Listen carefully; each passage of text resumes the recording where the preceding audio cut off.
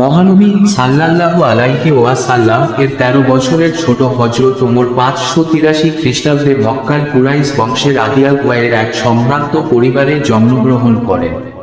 তার চল বা ডাক নাম ছিল হাফস। পিতার নাম ছিল খাওয়াব এবং মায়ের নাম ছিল খান্তামা।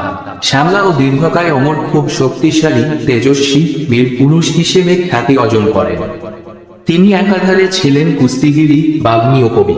ঐতিহাসিক বালাজুরির মতে জাহেলিয়া যুগে কুরাইশ বংশের 17 জন শিক্ষিত ব্যক্তির মধ্যে হযরত ওমর রাদিয়াল্লাহু আনহু ছিলেন অন্যতম।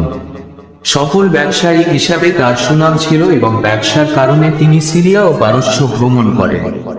হযরত ওমর রাদিয়াল্লাহু আনহু প্রথম জীবনে ইসলামের ঘোর বিরোধী হলেও 616 খ্রিস্টাব্দে নবী করিম সাল্লাল্লাহু আলাইহি ওয়াসাল্লাম নিকট 33 বছর বয়সে তিনি ইসলাম ধর্ম গ্রহণ করেন। জানা যায় তার ইসলাম গ্রহণের জন্য রাসূল সাল্লাল্লাহু আলাইহি ওয়াসাল্লাম স্বয়ং আল্লাহর কাছে দোয়া করেছিলেন। তার ইসলাম ধর্ম গ্রহণে ইসলামের ইতিহাসে এক গৌরবোজ্জ্বল অধ্যায়ের সূচনা হয়। ইসলাম গ্রহণের পর নবী করিম সাল্লাল্লাহু আলাইহি ওয়াসাল্লাম হযরত ওমরকে ফারুক উপাধিতে ভূষিত করে সম্মানিত করেন। তার জীবনের শুরুতে ওমর রাদিয়াল্লাহু আনহু ইসলামের ঘোর শত্রু থাকা অবস্থায় তিনি নও মুসলিমদের সাথে খুবই খারাপ ব্যবহার ও তাদের নির্যাতন করতেন। জানা যায় বাড়ির চাকরানী ইসলাম ধর্ম গ্রহণ করায় তিনি তার উপর অসহনীয় নির্যাতন করেন। এমনকি তিনি মহানবীর প্রতি এতটাই ক্ষিপ্ত ছিলেন যে একদিন তিনি তার খোলা তলোয়ার হাতে নিয়ে মহানবী সাল্লাল্লাহু আলাইহি ওয়াসাল্লামকে হত্যা করার উদ্দেশ্যে রওনা দেন। পথিমধ্যে নঈম বিন আব্দুল্লাহ নামক জনৈক ব্যক্তির সাথে তার সংঘাত হয়। নঈম তাকে জিজ্ঞাসা করলেন, তুমি কোথায় যাচ্ছ? ওমর রাদিয়াল্লাহু আনহু উত্তরে বলেন, মুহাম্মদকে হত্যা করতে যাচ্ছি। নঈম বলেন, আগে তোমার নিজের ঘরে গিয়ে দেখ, স্বয়ং তোমার ভগ্নিপতি ইসলাম গ্রহণ করেছে। একথা শুনে আগে অগ্নিশর্মা হয়ে তিনি ভগ্নিপতি বাড়ির দিকে রওনা হন। ওমর রাদিয়াল্লাহু আনহু এর আগমনের খবর পেয়ে তার ভগ্নিপতি ও তার স্ত্রী কুরআন শরীফের যে অংশটুকু সূরা তহা পাঠ করতেছিলেন তা লুকিয়ে রাখেন। ওমর রাদিয়াল্লাহু আনহু জানতে চাইলেন যে তারা তাদের ইসলাম ধর্ম গ্রহণের কথা সত্য কিনা। জবাবে তারা জানায় তারা ইসলাম গ্রহণ করেছে। এতে অত্যাধিক ক্ষিপ্ত হয়ে ওমর রাদিয়াল্লাহু আনহু তাদের উপর নির্মমভাবে নির্যাতন করতে লাগলো, কিন্তু তাতে কোনো ফল হয়নি। তারা তাদের সিদ্ধান্তে অটল থাকলেন।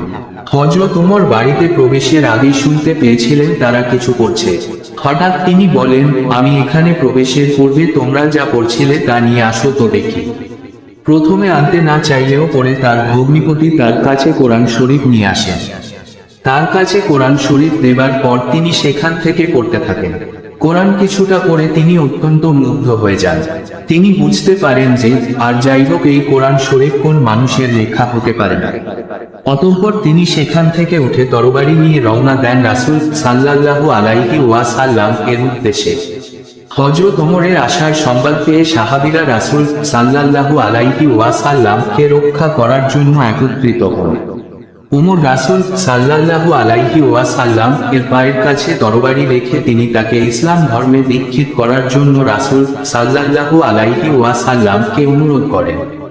অতঃপর রাসূল সাল্লাল্লাহু আলাইহি ওয়াসাল্লাম তাকে শাহাদাত পাঠ করিয়ে ইসলামে বরণ করে নেন। এভাবে হযরত ওমর রাদিয়াল্লাহু আনহু নবুয়তের 6ষ্ঠ বৎসরে 33 বৎসর বয়সে ইসলাম ধর্ম গ্রহণ করেন। ইসলাম ধর্ম গ্রহণ করার পর রাসূল সাল্লাল্লাহু আলাইহি ওয়াসাল্লাম তাকে ফারুক অর্থাৎ সত্য মিথ্যার প্রভেদকারী উপাধিতে ভূষিত করেন। ওমর রাদিয়াল্লাহু আনহু এর ইসলাম গ্রহণের ফলে মুসলমানগণ অনেক শক্তিশালী হয় এবং ওমর রাদিয়াল্লাহু আনহু এর তেজস্বিতার কারণে কাফেরগণ ভীত হয়ে পড়ে। আর এই সুযোগে মুসলমানগণ প্রকাশ্যে নব উদ্যমে ইসলাম প্রচার শুরু করেন। মহানবীর আদেশে তিনি 20 জন মুসলমানকে নিয়ে মদিনায় হিজরত করেন। মদিনাতে মহানবী যখন নামাজের জন্য কিভাবে আহ্বান করা হবে তা নিয়ে চিন্তিত ছিলেন, তখন ওমর ফারুকী আজান দ্বারা নামাজের আহ্বান সংকেত প্রচলন করার পরামর্শ দান করেন, যা পরবর্তীকালে ঐশী বাণী দ্বারা অনুমোদিত হয়। মহানবী হযরত মুহাম্মদ সাল্লাল্লাহু আলাইহি ওয়াসাল্লাম খোদার হুকুমে সে পরামর্শ গ্রহণ করেন এবং হযরত বেলালকে প্রথম মুয়াজ্জিন হিসেবে নিযুক্ত করেন। মদিনায় হিজরতের পর কুরাইশগণ যখন মদিনা আক্রমণ করে তখন বদর প্রাক্করের যুদ্ধ ওমর মুসলমানদের পতাকার ছায়াতলে যুদ্ধ করে। উহুদের যুদ্ধে মহানবীর জীবন রক্ষার জন্য ঢাল হয়ে দাঁড়ান। রাসূল সাল্লাল্লাহু আলাইহি ওয়াসাল্লাম জীবিত থাকা অবস্থায় এভাবেই প্রতিটি যুদ্ধে তিনি গুরুত্বপূর্ণ ভূমিকা পালন করেন ও রাসূল সাল্লাল্লাহু আলাইহি ওয়াসাল্লাম এর জীবনে রক্ষার জন্য নিজ বুক পেতে দেন। হযরত উমরের দূরদর্শিতা, ঈমান, আখলাক, প্রজ্ঞা এমনি ছিল যে মহানবীর সাল্লাল্লাহু আলাইহি ওয়াসাল্লাম বলেছিলেন, তারপরে কেউ নবী হলে সে হতো হযরত উমর রাদিয়াল্লাহু আনহু। রাসূল সাল্লাল্লাহু আলাইহি ওয়াসাল্লাম এর মৃত্যুর পর যখন মুসলিমদের মাঝে বিশৃঙ্খলা দেখা দেয় তখন হযরত উমর খোলা তরবারি হাতে নিয়ে উদ্ভূত পরিস্থিতি সামাল দেন। রাসূল সাল্লাল্লাহু আলাইহি ওয়াসাল্লাম যখনই আর্থিক তহবিল করার কথা বলতেন তখনই হযরত উমর দানের ক্ষেত্রে অগ্রণী ভূমিকা পালন করতেন। হযরত উমর ছিলেন শ্রেষ্ঠ দানশীলদের একজন। তিনি রাসূলের কোষে অসংখ্য স্বর্ণ মুদ্রা দান করেছেন। হযরত উমরের দানশীলতা দেখে অনেক মুসলিম দানের প্রতি আগ্রহী হন ও বেশি বেশি করে দান করতে থাকেন।